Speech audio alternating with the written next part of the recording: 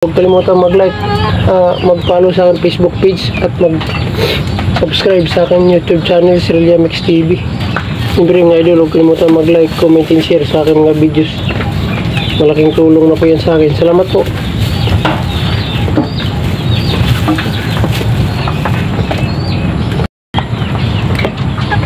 Akala mo plastic balloon, hindi siya tumigas mga idol.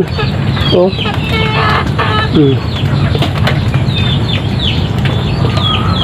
Parang hindi tumigas yung seal. Doon ko nakuha sa tubigan.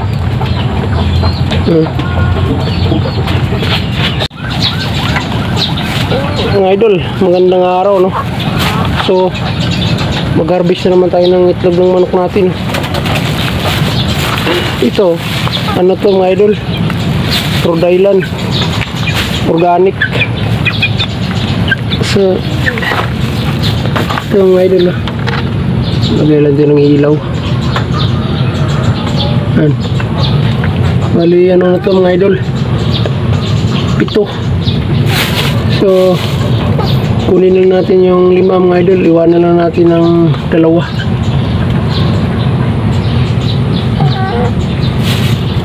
Dito siya nangingitlog ng mga idol. Nayaan ko na dito sa sa screen ko na hindi ko nagagamit. So mga idol, 2 ang iniwan natin. Isa lang iwan natin mga idol. Importante hindi magtampo. So yan, mayroon pa tayo mga idol doon, itlog ng ng pato natin.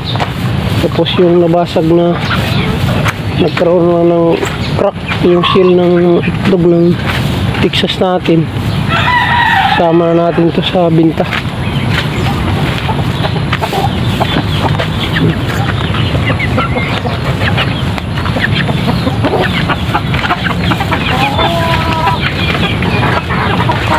So meron dito mga idol, hindi na natin nakuha na, no?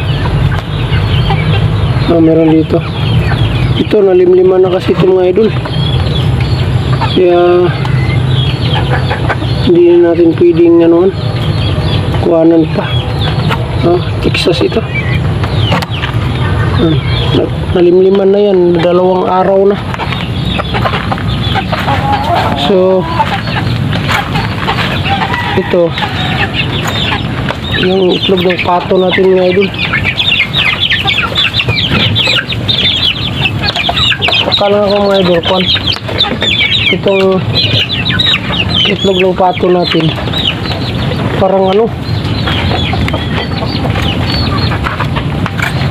ang malambot. Yung isa parang hindi siya normal mga idol. Ito yung itlog ng pato, sama natin dito sa natin noong nakarang araw natin ito ginawa mga idol.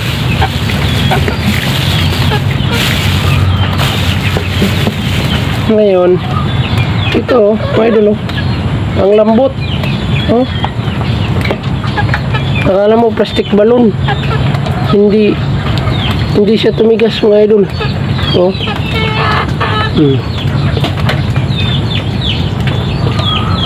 Parang hindi tumigas yung seal. Doon ko nakuha sa tubigan.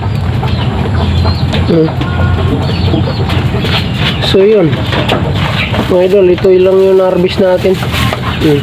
Ilang piraso lang ito mga idol. Isama na natin tong itlog na malambot. Yan, ilang marami natin ngayon mga idol, mga organic. 2, 4, 6, 8, pang siyam to mga idol yung malambot. So yun lang mga idol, hanggang dito lang video ko. Huwag kalimutan mag-like, mag-follow sa aking Facebook page at mag-subscribe sa aking YouTube channel, Srillia Mix TV. Siyempre mga idol, huwag kalimutan mag-like, comment, and share sa aking mga videos. Malaking tulong na po yan sa akin. Salamat po.